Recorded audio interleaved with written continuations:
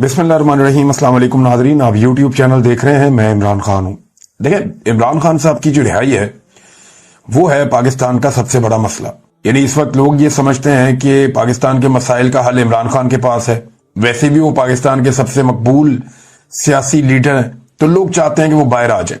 हर आदमी इसके बारे में बात कर रहा है। तो दो चीजें अभी बहुत ज्यादा वायरल हो रही हैं, और ये बातें जो है एस्टेब्लिशमेंट के प्लेटफॉर्म से बाहर आई हैं। ऐसा नहीं है कि इमरान खान साहब ने कोई दावा किया या उनके साथियों ने कोई दावा किया। हत्ता कि जो असद कैसर साहब हैं, जो नॉर्मली मुज़ाकरात के अंदर रहते हैं, और जब भी कोई मुज़ाकरात की बात होती है तो इमरान खान साहब उनको फ्रंट लाइन पे रखते हैं, उन्होंने भी कह दिया कि इमरान खान साहब के अभी कोई मुज़ाकरात हो नहीं रहे, या कुछ चीजों में तब्दीली आ नहीं रही, या इमरान खान साहब की रिहाई के बारे में उनके पास कोई खबर नहीं है। वो ये कहते हैं कि हमने कौमी यकजहती के लिए अपने रवैये को फॉर द टाइम बीइंग इस हुकूमत के साथ तब्दील किया, और उसका मतलब ये निकाला जा रहा है कि शायद कि मुज़ाकरात चल रहे हैं, या कोई डील चल रही है, या कोई बैकडोर चैनल कोई चीजें चल रही हैं। तो ऐसा कुछ नहीं है। ये ट्रक की बत्ती है। इससे पहले भी लोगों ने इसके बारे में बात की, और अभी भी लोग इसके बारे में बात कर रहे हैं। पाकिस्तान तहरीक इंसाफ की लगभग जितनी भी अहम क़यादत है, उन सारों ने इस इम्कान को रद्द कर दिया है कि एस्टेब्लिशमेंट अपनी पॉलिसी बदलने जा रही है, हालात बेहतर होने जा रहे हैं, या इमरान खान साहब की रिहाई की कोशिश की जा रही है। हाँ, एक खबर जो बहुत बड़ी खबर के तौर पे सामने आई, जिसमें नजम सेठी साहब ने, जुबैर अली खान साहब ने, मेरे एक दो दोस्त और हैं, उन्होंने भी ये खबर दी है। तो ये 4-5 लोगों की खबर है कि जेल के अंदर मुलाकात हुई थी इमरान खान साहब से, एक अहम शख्सियत की जो गैर सियासी है, और इमरान खान साहब से मदद मांगी गई थी। तो वो इमरान खान साहब ने सपोर्ट दे दी, और वो बात वहीं खत्म हो गई। ना इमरान खान ने कोई डील मांगी, ना उन्हें कोई डील दी गई, बल्कि अगर कोई बात हुई भी तो इमरान खान साहब ने उस मौके पर, जितना मैं इमरान खान को जानता हूं, जिस वक्त उनके साथ इंडिया पे बात की जाएगी तो वो इतना कमजोर आदमी नहीं है कि उस वक्त अपनी रिहाई की बात करेगा, या जिस वक्त उससे कोई मदद मांगने के लिए जाएगा या उससे ये कहेगा कि पाकिस्तान की खातिर तो अपने सोशल मीडिया को, अपने मीडिया को खुद अपना स्टेटमेंट जो है वो आप हमारे हक में दें। तो इमरान खान साहब जब वो मदद देंगे या बात करेंगे तो इतना कमजोर आदमी नहीं कि उस वक्त कहेगा जनाब मेरी रिहाई कर दें, या कोई सियासी बात करेगा। वो इमरान खान की तबीयत भी ऐसी नहीं है, मुझे नहीं लगता उन्होंने ये बात की होगी। दूसरी जानिब से बात हो तो हो। अब देखें, दो तरह की खबरें हैं। सहाफी, दानिश्वर, सियासतदान सारे फंस गए हैं, मुश्किल में पड़ गए हैं। जो लोग ये कहते हैं देखो अवाम तो बाहर देखना चाहती है इमरान खान को, अक्सरियत ये कहती है, मगर फैसला ये अदालतों में नहीं होना इमरान खान के बाहर आने का, ये फैसला कहीं और होना है। जिस वक्त देखें, अब इमरान खान को उसूली तौर पर जेल में होना ही नहीं चाहिए, क्योंकि उनके तकरीबन सारे केसेस फारग हो गए हैं। अगर ये मामला अदालतों के होते तो 200 मुकदमात बनाकर आलमी रिकॉर्ड ना बनाया जाता। अदालतों का मामला ही नहीं है, मामला कहीं और हो रहा है। ये मिलिट्री एस्टेब्लिशमेंट का फैसला है कि इमरान खान साहब को जेल में रखना है। जिस वक्त मिलिट्री एस्टेब्लिशमेंट अदालतों के ऊपर से अपना दबाव और कंट्रोल हटा लेगी, इमरान खान साहब 1 हफ्ते में बाहर आ जाएंगे, इससे ज्यादा टाइम लगेगा भी नहीं। अब जो लोग ये खबर देते हैं ना कि कोई बातचीत चल रही है या इमरान खान साहब की कोई मुलाकात हुई है, उन पर इल्जाम लग जाता है कि ये तहरीक को नाकाम बनाने की कोशिश कर रहे हैं, साजिश कर रहे हैं। तो क्या कोई इतनी बड़ी तहरीक का मोमेंटम बन चुका है जिसको नाकाम बनाने की साजिश हो रही है? तो देखें, इससे पहले 2 दफा मोमेंटम बना, 2 दफा तहरीक खराब हो गई। और हर मर्तबा जब तहरीक का मोमेंटम बनता है तो उस वक्त ये खबर जरूर दी जाती है कि कहीं ना कहीं इमरान खान की रिहाई का कोई इम्कान पैदा हो गया, या मुज़ाकरात चल रहे हैं, या बातचीत हो रही है। तो उससे बज़ाहिर एक वजह यह भी होती है कि कुछ ना कुछ करके कुछ तहरीक को डाउन किया जाए। नंबर 2, जो लोग ये खबर दे रहे हैं कि ये ट्रक की बत्ती है बिल्कुल ही, तो उनके ऊपर इल्जाम ये लगा दिया जाता है ये चाहते ही नहीं है इमरान खान बाहर आए। तो वो वाली खबर देने वाले भी फंस जाते हैं, और ये वाली खबर देने वाले भी फंस जाते हैं। देखिए, अगर रिहाई होनी है इमरान खान की तो मिलिट्री एस्टेब्लिशमेंट ने ये फैसला करना है कि वो दबाव बंद कर रहे हैं अदालतों पर और सिस्टम के ऊपर। अदरवाइज ऐसे तो इमरान खान साहब बाहर नहीं आते। फिर एक ही तरीका है कि कोई अवामी इनकलाब आ जाए, बहुत बड़ी तादाद में लोग निकल आए, लाखों लोग सड़कों पे हों, और सड़कों पे फैसला कर दें और अपने लीडर को छुड़वा लें दबाव डाल के। एक तो तरीका ये हो सकता है, और दूसरा तरीका यह है कि अदालतों से छूट जाए। अदालतों के ऊपर जितना दबाव है, जैसे उन्हें कंट्रोल किया जा रहा है, वहां से तो इस हालत में नहीं छूटते इमरान खान साहब, जब तक कि एस्टेब्लिशमेंट ये दबाव खत्म नहीं करती।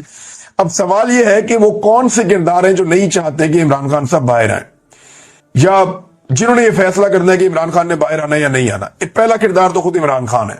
इमरान खान का अपना एक करैक्टर है, और वो ये कहते हैं वो नवाज शरीफ नहीं बनना चाहते, यानी वो नवाज शरीफ की तरह बाहर नहीं आएंगे, वो अपने तरीके से बाहर आएंगे। अब ये सबसे बड़ी रुकावट है, क्योंकि नवाज शरीफ बना के ही इमरान खान को बाहर लाना चाहता है ये सिस्टम। इमरान खान ये नहीं चाह रहे। दूसरा इसके अंदर किरदार आ जाता है मिलिट्री एस्टेब्लिशमेंट का। अब मिलिट्री एस्टेब्लिशमेंट जो है वो एक ताकतवर और मकबूल लीडर इमरान खान का खुलेआम मुकाबला नहीं कर सकते और अपने मफादात के लिए इमरान खान साहब को खतरा समझते हैं। तो वो क्यों चाहेंगे कि इमरान खान साहब अपनी पूरी ताकत के साथ फुल स्विंग में बाहर आ जाएं? अब ये सारी जमातें क्यों चाहेंगी इमरान खान बाहर है? इनकी तो बकाई इसमें है इस वक्त कि मिलिट्री एस्टेब्लिशमेंट और इमरान खान की जंग चलती रहे, इमरान खान अंदर रहे, यही स्टेटस को ये जारी रहे, इसी तरह चीजें चलती रहे, इसी में इनकी बका है। इमरान खान के वजूद के साथ इनका सियासी वजूद नहीं चल सकता। नवाज शरीफ साहब की सियासी लाश पड़ी हुई है, उससे ताफुन उठ रहा है। हालात ये हो गए हैं कि नवाज शरीफ साहब ने जंग डिजाइन करने का दावा करवाया कि जंग मैंने डिजाइन की है, तो अलीमा खान ने कहा कि ये डरे हुए हैं, ये दबाव डाल रहे हैं कि इमरान खान माफी मांगे। इमरान खान क्यों माफी मांगे? ये समझते हैं कि लोग ऐसे डर जाएंगे, मगर ये खुद अंदर से डरे हुए हैं। फिर अलीमा खान साहिबा ने एक और बात की, और वो बात उन्होंने कही एस्टेब्लिशमेंट के हवाले से ही। उन्होंने कहा जी कि एस्टेब्लिशमेंट इमरान खान से डरती है, एस्टेब्लिशमेंट में जरूरत नहीं है कि जाकर इमरान खान से मुलाकात करे। एस्टेब्लिशमेंट में अगर जरूरत होती तो वीलॉगर से मुलाकात की खबरें ना चलवाती, बल्कि इमरान खान से मिलकर दिखाती। लेकिन वो इमरान खान से मिल नहीं पा रहे। ये इमरान खान साहब की बहनें जो है बड़ी अग्रेसिवली आई हैं, और एक जो इमरान खान साहब का भांजा है वो तो जुडिशियल हो गया, अब वो उम्मीद कर रहे हैं कि उसको बेल मिल जाएगी। दूसरा भांजा जो है वो कल या तो जुडिशियल हो जाएगा या उसको डिस्चार्ज किया जाएगा, उसको पेश किया जाएगा जब अदालत में। तो ये शेरशाह वाला मामला था, मैंने आपके सामने रख दिया। एक नादरीन जो मसला एक फंसा हुआ है ना, जहां पाकिस्तान की एस्टेब्लिशमेंट की भी गिच्ची फंसी हुई है, वो मामला आर्मी चीफ की एक्सटेंशन वाला है। इस वक्त खेल दोबारा से शरीफ खानदान के हाथ में। देखिए ना, एक्सटेंशन की जो अप्रूवल है वो देनी है नवाज शरीफ ने, अमली तौर पे वो करना है शहबाज शरीफ और उसकी कैबिनेट ने, और मरियम नवाज बीच में एक मीडिएटर का रोल प्ले कर रही। तो ये सारे इकट्ठे हो गए थे मरी में, और दावा ये किया गया मुख्तलिफ सोर्सेज से कि वहां पे ये तसलसल जारी रखने का फैसला किया गया, ऐलान कर दिया जाएगा कि आर्मी चीफ की मुद्दत मुलाजमत यहीं से आगे कंटिन्यू करेगी और वो 2027 तक आर्मी चीफ रहेंगे। अब खेल जो है वो शरीफ खानदान के हाथ में। ये चाहे तो एक नया आर्मी चीफ ला सकते हैं, ये चाहे तो मौजूदा आर्मी चीफ को कंटिन्यू करवा सकते हैं, लेकिन जो भी नया आर्मी चीफ आएगा वो 5 साल के लिए आएगा, जो आर्मी एक्ट में इन्होंने तरमीम कर दी है। अब मौजूदा आर्मी चीफ को 5 साल देने या नहीं देने, इसका इख्तियार भी इस वक्त शरीफ खानदान के पास है। तो शरीफ खानदान क्या मांग रहा है, ये है सबसे बड़ी खबर। अब जो खबर मैं आपको दे रहा हूं, या जो मेरा तज्जिया भी है, और कुछ सोर्सेज भी ये क्लेम करते हैं, मैंने 1-2 लोगों से और भी बात की, वो ये कहते हैं कि शरीफ खानदान इसके बदले में इमरान खान साहब की एलिमिनेशन मांगेगा।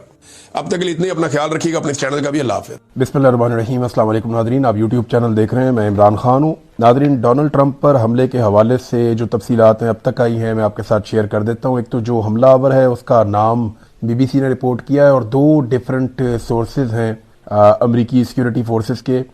उनके मुताबिक कोल थॉमस एलन इस आदमी का नाम है, और ये एक ट्यूटर है, यानी जो ट्यूशन पढ़ाने वाली सर्विसेज होती हैं, ये वहाँ काम करता है, और एक अच्छी यूनिवर्सिटी से तालीम याफ्ता भी है।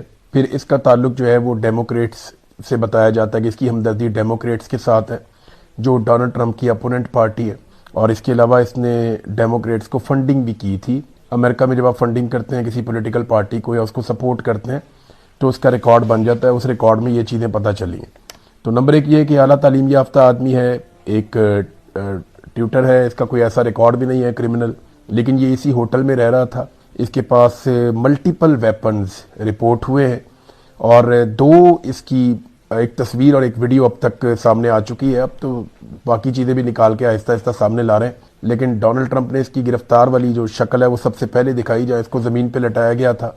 तो एक वहाँ से इसकी वीडियो जारी की गई, और दूसरी तस्वीर आई थी। उसके बाद एक वीडियो भी आती है जिसमें बहुत तेज़ी से भागता हुआ एक आदमी फायर करता है और बड़ी क्लोज रेंज से एक ऑफिसर को हिट करता है। और फिर उसके बाद वहाँ पे एक इमरजेंसी वाली सिचुएशन, बहुत सारी वीडियोज़ आ रही हैं हिल्टन होटल से, वाशिंगटन से, और वो सारी वीडियोज़ ये बता रही हैं कि काफ़ी ज़्यादा मेस क्रिएट हो गया था। बहुत बड़े पैमाने पर सिक्योरिटी फोर्सेस के लोग वहाँ पे मौजूद थे।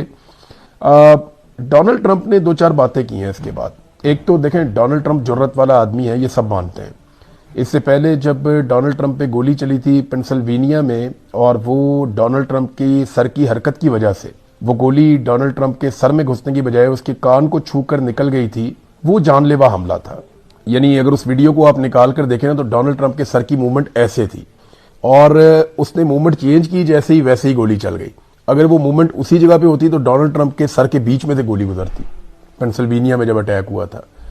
تو اس وقت تو ایسا لگا کہ ڈونلڈ ٹرمپ کو قدرت نے بچا دیا, لیکن ڈونلڈ ٹرمپ نے جس طرح اس وقت کریکٹر شو کیا تھا, مکہ لہرایا, بڑی بہادری کے ساتھ اس نے فیس کیا, بعد میں بڑا مضبوطی کے ساتھ ڈونلڈ ٹرمپ سامنے آئے.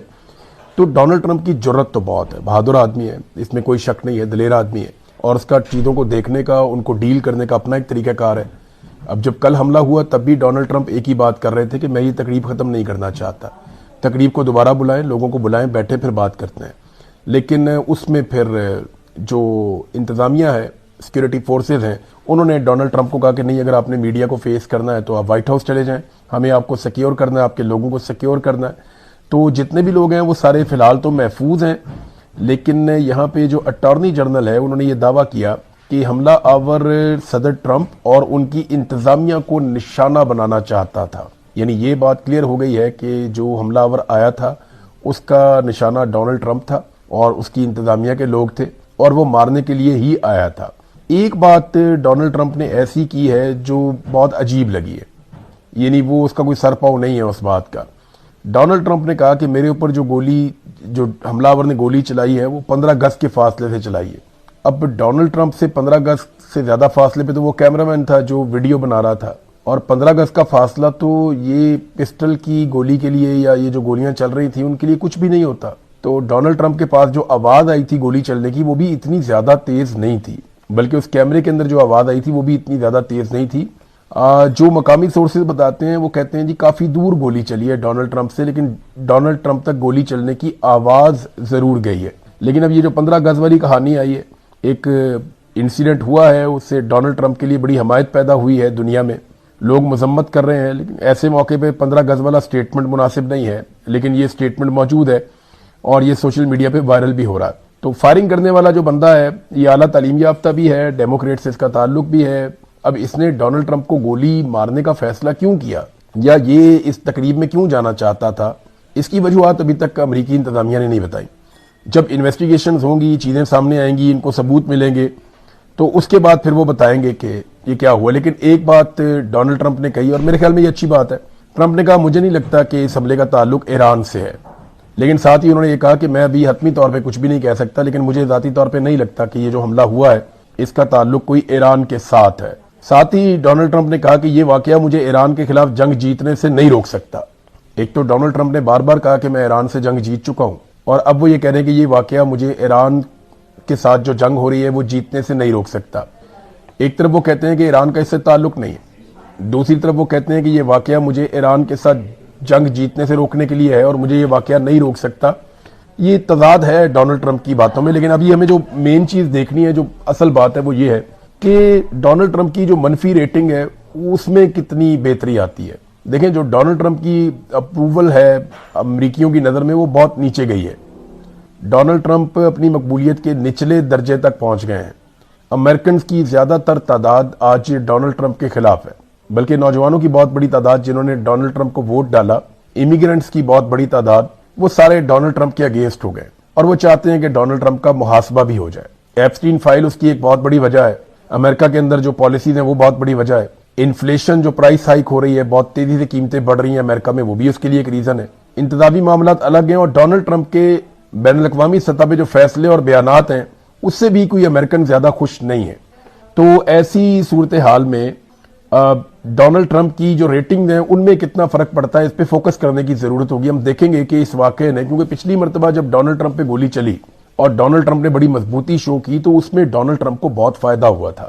اور میں نے اسی وقت کہا تھا کہ اب اگر ڈونلڈ ٹرمپ زندہ رہا اور یہ الیکشن سے پہلے کوئی بہت بڑا معاملہ ادھر ادھر نہ ہو گیا تو ڈونلڈ ٹرمپ امریکہ میں الیکشن جیت جائے گا. دیکھیے امریکنز جو ہے نا وہ بڑی پراؤڈ نیشن ہے, وہ مضبوط رہنا, طاقتور رہنا, وہ یہ بہت پسند کرتے ہیں. We are the superpowers, ان کے اندر یہ چیز ہے. انہیں کھیلوں کے میدان میں بھی جیتنے کی عادت ہے, جی ہمیں پہلے نمبر پہ رہنا ہے, جنگ کے میدان میں بھی, ہر جگہ پہ. تو اس قوم کے اندر یہ چیز ہے, اور وہ مضبوط آدمی کو, بہادر آدمی کو پسند کرتے ہیں. اور یہی ڈونلڈ ٹرمپ کے معاملے میں ہوا کہ جب ان کے اوپر پینسلوینیا میں اٹیک ہوا تو ان کی ریٹنگز بڑھ گئی تھی کافی. اب دیکھنا یہ ہے کہ یہ والا واقعہ ان کی ریٹنگ کے ساتھ کیا کرتا ہے. اچھا, ایک دو چیزیں اور وہاں سے رپورٹ ہو رہی تھی, میں وہ دیکھ رہا تھا.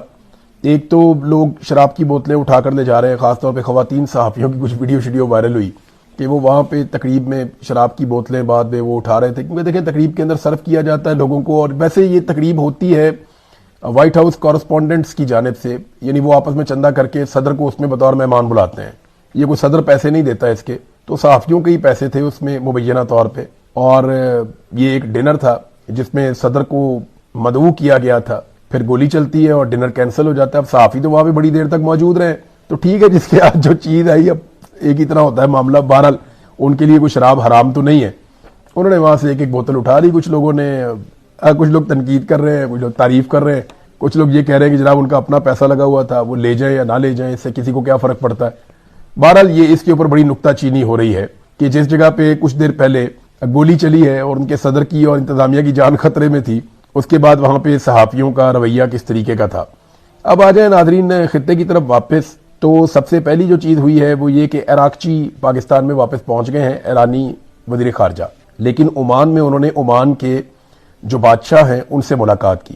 ایران کے اور عمان کے بڑے شاندار تعلقات ہیں، اور پاکستان کے بھی عمان کے ساتھ بڑے اچھے تعلقات ہیں۔ عمان گلف ممالک میں ایک واحد ایسا ملک ہے جس نے بڑی مضبوط پوزیشن لی ہے اس لڑائی کے دوران، یعنی عمان کسی کے پریشر میں نہیں آیا۔ عمان نے نہ امریکہ کا پریشر لیا، نہ خلیجی ممالک کا پریشر لیا، نہ اسرائیل کا پریشر لیا، نہ ایران کا پریشر لیا۔ عمان اپنی پالیسی کے ساتھ چلا اس لڑائی کے بیچ میں، اور سب سے کم نقصان بھی عمان کو ہوا اور اس کے قد میں کافی اضافہ بھی ہوا کہ عمران خان صاحب کا جو ٹویٹر ہینڈل ہے یا جو ایکس کا ان کا اکاؤنٹ ہے وہ بند کروا دیا جائے۔ یہ کوشش کرتے ہیں کہ کسی طرح وہ بند ہو جائے، اس کے لیے شکایتیں بھی کرتے ہیں، اس کو بند کروانے کے لیے اپروچ بھی کرتے ہیں مختلف لوگوں کو، یعنی وہ جو اپلیکیشن ہے اس کی انتظامیہ کے ساتھ بھی رابطہ کرتے ہیں، لیکن وہ نہیں کر پاتے۔ پھر پاکستان کے اندر ڈھونڈتے ہیں، ہر ایک سے پوچھتے ہیں کہ یہ کون چلاتا ہے، یہ کہاں سے چلتا ہے، اس کو پکڑو، اس کو بند کرواؤ، لیکن آج تک عمران خان صاحب کا جو ٹویٹر ہینڈل ہے اسے اسٹیبلشمنٹ نہ مینج کر سکی ہے نہ بند کر سکی ہے۔ تو اس سے انہیں بہت خوف ہے، کیونکہ عمران خان صاحب کا جو بیانیہ ہے وہ جتنی شدت سے ان کی ساری پارٹی مل کر اٹھاتی ہے، ان کا اپنا اکیلا ٹویٹر اکاؤنٹ اس سے زیادہ شدت سے یہ معاملہ اٹھا دیتا ہے، اور پھر سوشل میڈیا سارا عمران خان صاحب کے ساتھ ویسے ہی کھڑا ہے۔ تو اگر پارٹی بیچ میں سے نکل بھی جائے، دیکھیں نا، اگر عمران خان صاحب کا ٹویٹر اکاؤنٹ نہیں ہے تو کون کرے گا ایسی ٹویٹ اور کون دے گا ایسا بیان؟ یعنی یہ بیان نہیں آئے گا، اور سوشل میڈیا پھر کیا چیز آگے لے کر چلے گا؟ عمران خان صاحب کا جو بیان ان کے ٹویٹر اکاؤنٹ پہ آتا ہے، وہاں سے وہ پالیسی اڈاپٹ کرتا ہے پاکستان تحریک انصاف کا یا عام پاکستانیوں کا یا اوورسیز کا جو سوشل میڈیا ہے، وہ وہاں سے ڈائریکشن لیتا ہے۔ اب یہ اکاؤنٹ درد سر بنا ہوا ہے پاکستان کی اسٹیبلشمنٹ اور حکومت کے لیے، وہ اسے بند کرنا چاہتے ہیں۔ رانا ثناء اللہ صاحب نے بھی یہی کہا کہ جناب یہ اکاؤنٹ جو ہے یہ بند کروانا ہے اور یہ بند ہونا چاہیے، یہ ملک مخالف ہے، اس قسم کی باتیں وہ کرتے ہیں۔ اب یہ جو عمران خان صاحب نے باتیں کی ہیں، یہ موجودہ آرمی چیف کے خلاف کی ہیں، اور وہ اس لیے کی ہیں کہ عمران خان صاحب کا یہ ماننا ہے، یا پاکستان میں اور بہت سارے لوگوں کا یہ ماننا ہے، کہ ان کے دور میں بہت ظلم ہوا، بہت جبر ہوا، بہت فسطائیت ہوئی، جمہوریت کی دھجیاں اڑی ہیں۔ یہ جو موجودہ اسٹیبلشمنٹ کا دور حکومت ہے، اس میں بہت تباہی پھیلی ہے۔ بہرحال عمران خان صاحب کو توڑنے کی کوشش میں تو یہ بار بار ناکام ہوئے، لیکن آپ لڑ کس سے رہے نا، آپ کو ٹریک ریکارڈ دیکھنا پڑتا ہے۔ اب اس وقت جو لڑائی ہے وہ Imran Khan versus military establishment ہے۔ آپ دونوں کا ٹریک ریکارڈ اپنے سامنے رکھ لیں۔ ہار ماننے کی عادت کس کی ہے؟ عمران خان ہار تو جاتا ہے کبھی، لیکن ہار نہیں مانتا، لگا رہتا ہے، وہ ہار نہیں مانتا۔ ہماری اسٹیبلشمنٹ کا ریکارڈ ہے کہ وہ کئی دفعہ ہار مان چکی ہے، کبھی سیاستدانوں کے آگے، کبھی کسی جنگ کے میدان میں، کبھی کسی اور میدان میں، کبھی امریکہ کے سامنے۔ یعنی جو طاقت میں زیادہ ہوتا ہے یا زیادہ طاقت سے آتا ہے تو اسٹیبلشمنٹ مصلیت سے کام لیتی ہے اور وقتاً فوقتاً ہار بھی مان لیتی ہے، لیکن عمران خان کا ٹریک ریکارڈ ہے کہ وہ ہار نہیں مانتا۔ اچھا، اسٹیبلشمنٹ کا ایک اور پرابلم ہے کہ وہ اپنی غلطی تسلیم نہیں کرتے، کبھی بھی نہیں۔ ہمیشہ کہیں گے ہم سیاست میں کوئی کردار ادا نہیں کرتے، ہمیشہ کہیں گے جی ہم سے کبھی کوئی غلطی نہیں ہوئی۔ یہ پاکستانیوں کے لیے انہوں نے یہ چورن رکھا ہوا ہے، وہ کہتے ہیں جی ہم سے تو غلطی ہو ہی نہیں سکتی، ہم غلطی سے مبرہ ہیں۔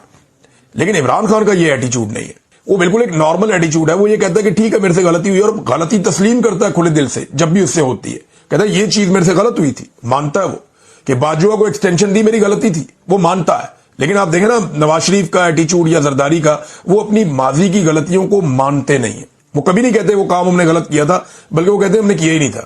لیکن عمران خان میں اخلاقی جرات ہے، وہ مان لیتا ہے، یہ اسٹیبلشمنٹ بھی نہیں کر پاتی۔ اعصاب کس کے مضبوط ہیں؟ اگر آپ اسٹیبلشمنٹ کے اعصاب دیکھیں تو وہ تو نواز شریف سے بھی تھک جاتے ہیں، وہ بعض اوقات چھوٹی چھوٹی باتوں سے ڈر جاتے ہیں، پریشان ہو جاتے ہیں، سماعت کو بھی ملتوی کر دیں، ان کو پلان ہی نہیں ہے ان کے پاس کچھ۔ عمران خان کو اندر ڈالنے کے بعد وہ بالکل ایسے لگتا ہے اندھے اور بہرے ہیں، انہیں پتہ ہی نہیں ہے کرنا کیا ہے، آج کیا کرنا ہے، کل کیا کرنا ہے۔ वो रोज के रोज नया डिसीजन लेते हैं और समझ नहीं आ रही कि अब क्या करें हम। ये आदमी तो जेल में जाके भी नहीं टूट रहा, और इमरान खान के पास प्लान है, वो बहुत मजबूत असाब का मालिक है, और वो जेल में बैठ के भी बड़ा फोकस्ड है, बड़ा कंपोज्ड है, और वो अपना काम दिखा रहा है, और वो काम चल भी रहा है। यही पाकिस्तान के अंदर आप आज सर्वे करवा लें, इमरान खान वर्सेस एस्टेब्लिशमेंट। चले काम करते हैं, मैं ट्विटर के ऊपर ये एक सर्वे डाल देता हूं, मैं एक आधे वीलॉग के बाद आपको इसकी रिपोर्ट शेयर कर दूंगा।